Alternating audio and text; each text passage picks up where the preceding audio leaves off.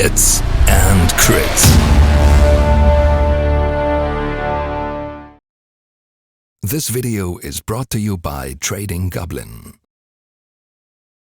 What's up, guys? Welcome back to another episode of our Season 3 update here on Hits and Crits. Today is the last one on Martells, because we won't cover Boltons in the Season 3 updates, because there is only one little change, and this is on Taunt, on Steelshank. And since Taunt is a universal change across the whole game, we won't cover that.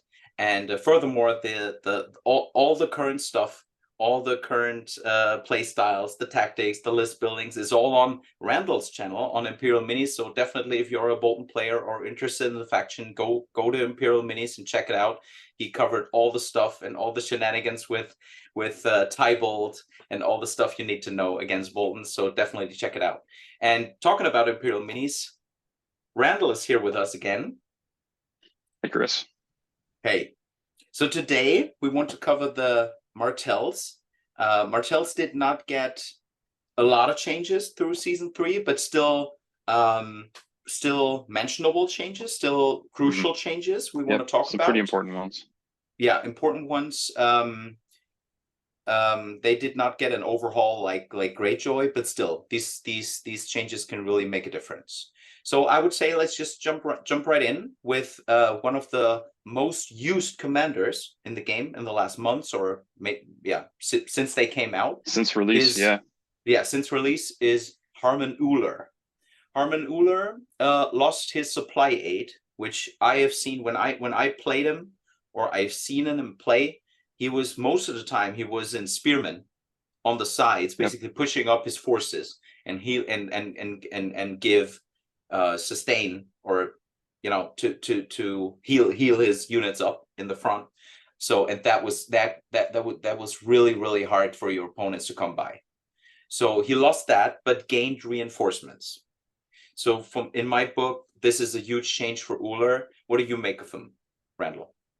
Yeah, so he, like you said, he used to support the rest of the army really with heals, and now that ability has been taken away from him, and it's been replaced with reinforcements, which is a unit that sustains itself, or that is supposed to heal itself. So now he wants to be in a unit that's actually taking hits rather than a unit that's healing other things. So I think with his extremely strong set of tactics cards that he had, that combined with supply aid just made him such an auto pick for at least one list in any kind of tournament, like 2-list tournament setup, that it never feels good when you as a Martell player, or you as an opponent, always feel like you already know what a part of your, it's almost like a decision is being taken away from you, because you're handicapping yourself by not picking the obvious choice. So it's good that he's not the obvious choice anymore.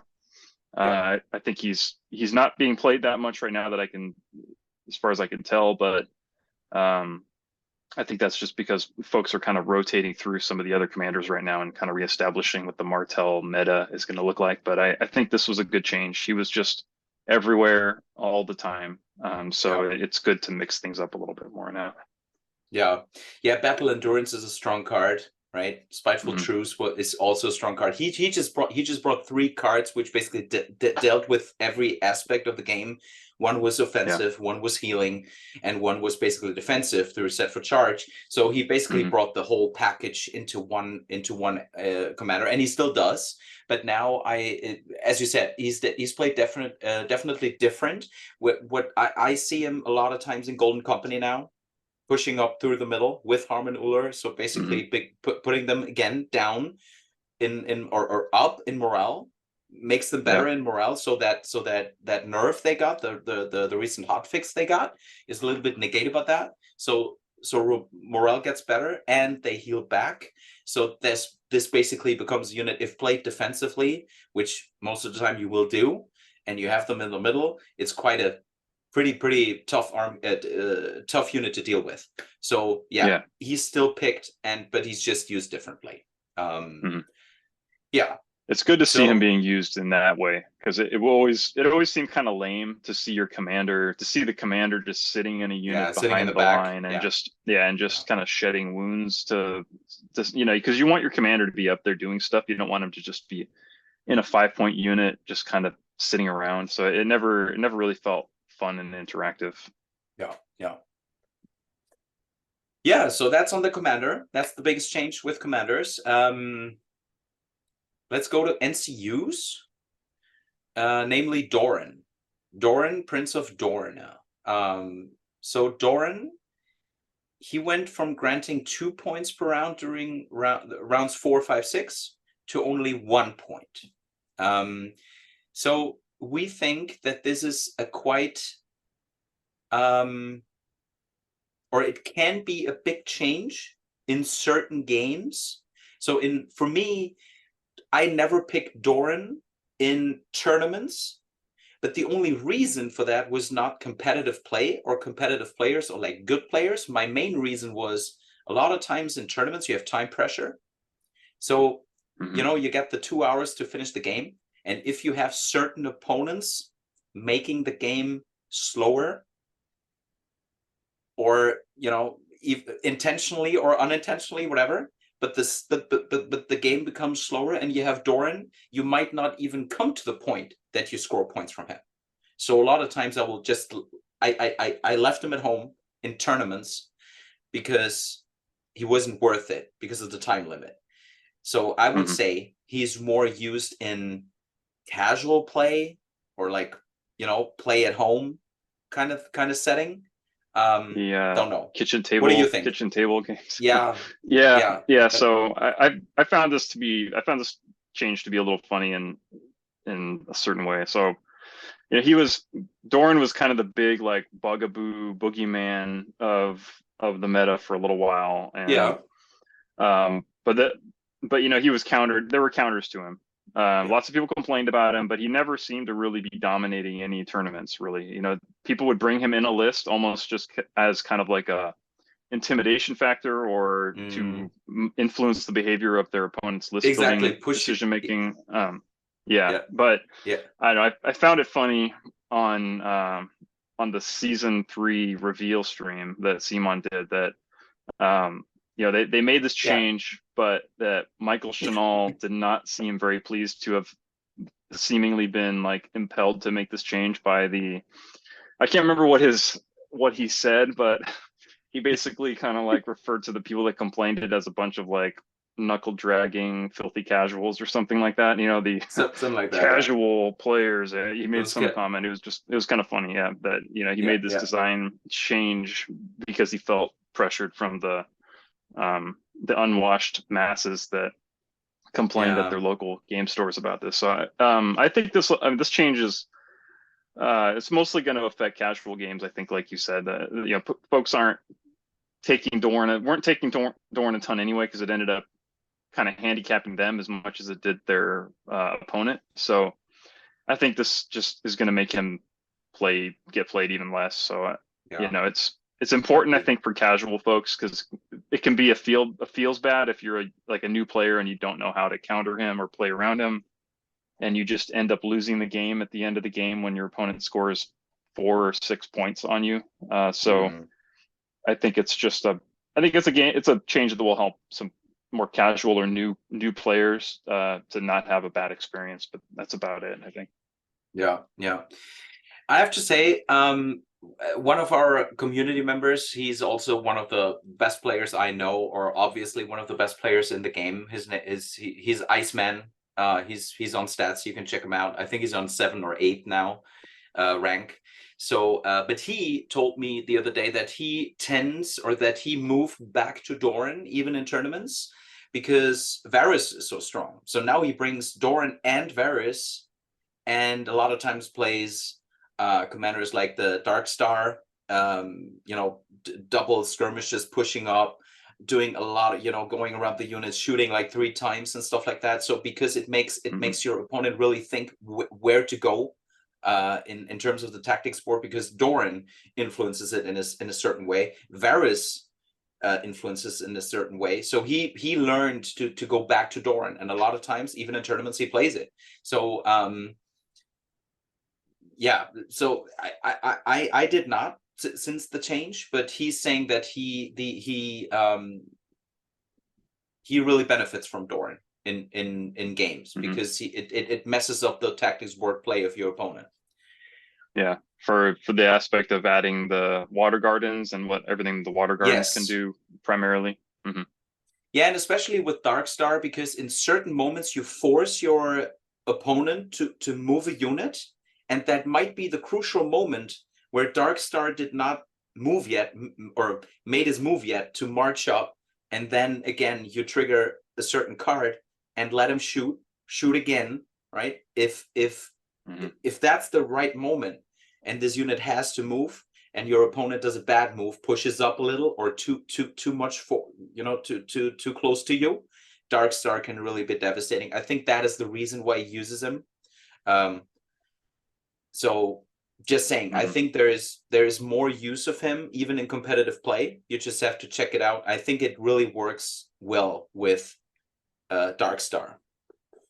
Okay, cool. Yeah, I'd like to see more stuff done with the water gardens as a zone. I think it's a pretty cool. Adding zones is always pretty cool. You know, like in Targs, there's a couple NCUs that interact with the House of the Undying. You've got Zaro, you've got Hisdar, Zolorak. You know, they both have abilities that interact with the House of the Undying. And I think only in Martell's, I think there's Doran, who gives you the zone, the water garden zone. And then I think there's Lady Nim, right, who has a Nymeria, bonus. Yeah, Nymeria. Yeah.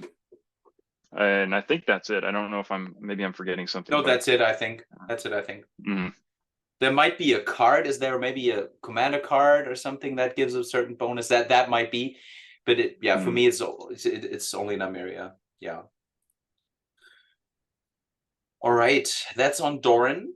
Let's jump to Oberyn Martell next. The Red Viper. The Red Viper, obviously a defensive card, or a defensive influence you want to protect your units with. That went down from 2 hits plus 1 for each remaining rank to 1 hit plus 1 for each remaining rank. Doesn't sound like much, but we all know how this one die or this one hit or that can be crucial. I think he's still a good influence, but he became less important for me when I play Martells, basically just because Hero Box 2 hit. That's the only reason. It's not because of him. It's not because of his nerve. It's just because Hero Box 2 is out. But we will cover that like soon when we talk about Tayen. But that's the change on Oberyn. I think he's still good. He's still worth the points. And I actually did not see in play that he needs a change. But they did it. I'm fine with it still. What do you make of him? Yeah, it's a big change, I think. It's only 1 hit, like you said, but 1 hit can make a big difference in people's decision about whether to take a certain ability or card. Hardened was a very sought after defensive ability, for blocking 1 hit plus 1 per destroyed rank, and now it's just 1 per destroyed rank, and now no one really looks for Hardened anymore. So I think he's still a cool influence. But we're kind of in this game state of, when you're making NCU decisions, it's sort of like you lead off with Varys. You start with Varys probably, and then you have 2 other options. So it's always a question of, is he going to land in that one of those other 2? And I think Ilaria is generally going to be one of them. So then the question is, what's my third going to be? So I still think he's good, especially when the enemy's attacking a healthy unit. But I don't think obviously he's not as good as he was anymore, but I still think he's a cool NCU. I like what he does. He has a very Martell-esque ability to turn your own attacks back on you. So I think it's cool. Yeah, he can still be there's a huge energy in the game where you put Nymeria attachment into a unit because she also hits back. So I don't know the exact number, but you can hit. But before you get hit, you get like a lot of hits out, right? With Nymeria attachment and him. But that's an edge case, right? It's really you have to play on it to do it. Yeah, Yeah. but as you said, still playable, still enjoyable NCU. Yeah. But again, as I said, Hero Box 2 hit, and that also influences how Tien Sand is played. Tien Sand, our next NCU, she got a additional ability. So she just used to poison a certain zone in round 2, and that was basically it for 5 points. Now she also heals when she activates and claims a zone. So she has it. So in the end, they gave her a long like a full game effect. So this heal 1, I mean, okay, you have those 4 or 5 wounds you can go heal back, or 6 wounds you will heal back from your NCU, which is good, but it won't change how she gets picked. As I said, Hero Box 2 came out, and we have to look at Ares O card, right? Ares O card basically does the same as Tien Sand. Tien Sand was usually used to block the swords off, to basically get the most out of your Rising Temperatures, Rhoynish Vengeance. So and she and him is doing the same. Ares is doing the same thing through staying on the swords and basically blocking it. For best case would be for 2 back-to-back rounds at least. Yeah.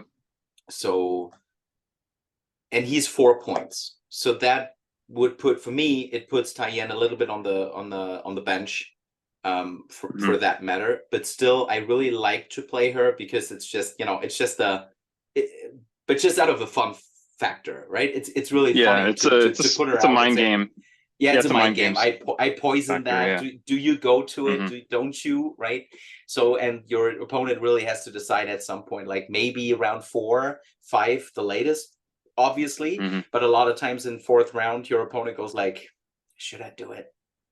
Do I? Should I? Right. So I just, out of a fun factor, I still like to play her. But like in terms of competitive play or getting the most out of your list building, you might go for Ares. If you want to get the most out of the swords block. Yeah, what do you think? Yeah, I'm not sure really why this change happened. Like you said, this change was never gonna really increase her pick rate. She's a 5-point NCU, so that puts her on like a whole different decision-making kind of bracket. I mean, the 1 wound is great. It's fine. It's 1 wound. You got other NCUs that do similar things in other factions, like Miri Mazdur and Targ. You got Marjorie on Renly's side of Baratheon, Shira, Errol, and can kick back 1 wound with taking the crown. So there's other NCUs that do kind of similar little bonus wound effect, wound healing effect. But yeah, like I think she's still kind of a little gimmicky. She's still kind of a gimmick NCU that I don't think there's a strong argument for her competitively. I think she's still going to remain kind of that fun, like kind of a fun list NCU, and until we have some other synergies that make her more of a compelling pick. Okay, so that covers all the changes, and there's just one thing left we want to talk about, because we did not cover it through our season. The reveal video we did on the latest reveals our for on target units. video. Yeah, exactly. The on target video on our channel was, we covered the Darkstar Retinue, but we did not cover the attachment, the High Hermitage Sentinel, because it was not revealed yet. There was no card out, but now we got it. So the High Hermitage Sentinel brings ambush. So a successful charge in flank or rear will make your opponent panicked and weakened. We know that from other units like the Vanguard and all those units. But it also, and that's the most crucial one, it brings enhanced mobility.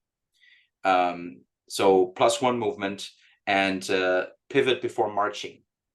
So when I see this attachment, I really like it. I assume it's 1 point. So I really like it in fast units. So let's say dervishes or the what's the name of the guys with the nets? The Dune Vipers. The Dune Vipers, exactly, those units. And you also mentioned the skirmishes, right? Because the skirmishes really want to move quickly, like, or need the like, imagine them moving 7 and shoot, or maybe move into a flank and shoot, right? So those the 7, or make like early game, make a certain march against your opponent, which he did not really, anticipate it. So they march like up to 14 and turn. So you can place your scan skirmishes in a really, really good position by that. So I really like the attachment. I really like what it does. So yeah, what do you think about this attachment? I think it's great. It's 1 point from what we've kind of heard or seen. It's 1 point. I assume it's 1 point. Yeah. Yeah, and I'm most excited about the enhanced mobility aspect of it, just because it opens up so many just crazy like sprints across the battlefield. And you can combo it with certain other things. Like if you have your Martel Spearmen, they have tactical reposition. So you can, on an enemy turn, inch forward a few inches with tactical reposition on a unit, and then on their own turn, like sprint them across the battlefield and then pivot them around into an opponent's flank. We were discussing offline a little bit about comboing this. If you're really going to lean like super far into it, you could combo it with Nymeria NCU. If you also have Doran, so there's multiple dependencies here. But if you have the Water Garden and you or the opponent controls the Water Garden, and you have Nymeria NCU, you put Nymeria on this unit that has enhanced mobility, so they get +1 movement from Nymeria, then they get +1 movement from enhanced mobility, and now they can do one of your movement 6 speed units can do a 16-inch 16 march 16-inch march. And then if you could combo it with the Martel Spearman to inch them up 3 inches and then 16 inches, and I mean you're talking about like going halfway across the whole map in like one round. One go. Yeah. And then that's not even factoring in if you get like a maneuver off of the maneuver zone from the tactics board. That's an 8 inches or 7 inches without Nymeria. So it just opens up a lot of really cool combos and a lot of really cool plays. And that's what people want. They want these like cinematic, cool plays. Really cool stuff happening. Like I'll never forget the first time I played against Martels, and one of the players in Texas here who I actually played a game with a couple weekends ago, who goes by Melkor on stats and Discord. So shout out to Josh. He was able to double tap me with sand skirmishers, like charge into one of my units, finish them off, and then do his surge fourth, which counted as a maneuver, pop his order, shoot another one of my units, shoot the flank, pop them too. Yeah, and like the double tap. It's stuff like that people love doing in this game, and I think adding enhanced mobility adds more opportunities for those really cool little moves like that. So I'm really excited for that. I don't play Martel, but I'm excited to see what people do with it. Yeah, a lot of Night's Watch players can relate, right? With Corrin and Watcher on the Wall. So also bringing Ranger Hunters to 8, so that can be so intimidating for your opponent that that unit moves 8, right, and shoots. So same here. But I also think on the Darkstar Retinue, he's also good, right? Because he brings them to 7. And marching, and obviously those guys have overrun too. So let's see if because in general they are not perceived as like a really, really good unit. We talked about it too. It's not like a unit where you say, okay, this is like the holy grail of the Martel faction, and there's no real synergy out of the Darkstar cards. I mean, everyone has a synergy with his attachment because it's universal to each melee unit, but there's no real synergy with his cards, so that won't change. But bringing the Darkstar Retinue to 7 might also be a good thing for them, right? Make them and with overrun more aggressive. With overrun, that means they're charging on a 7 inches, right? 7 inches plus the D6. So the High Hermitage Sentinel gives them the ability to overrun even farther into a unit, which could be good. But then, I mean, then you're looking at, you're investing a lot of points into that unit. But True. But it's be a cool play. That's what we Yeah. like to see. Like to see fun plays. Definitely. So guys, that ends the first series we did together, Randall. That's the first content collaboration we did. I hope there's another one to come. Hope so. We'll talk about that later.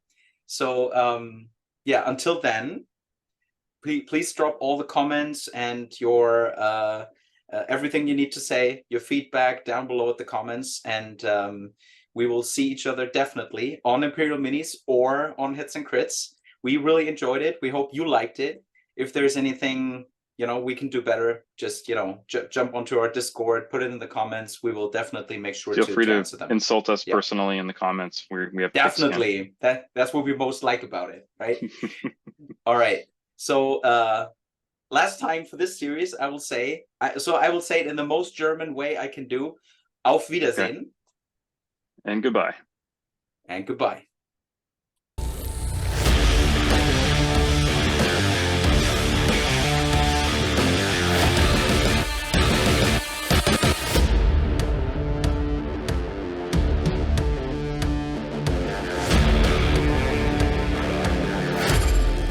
Come for the hits and stay for the crits.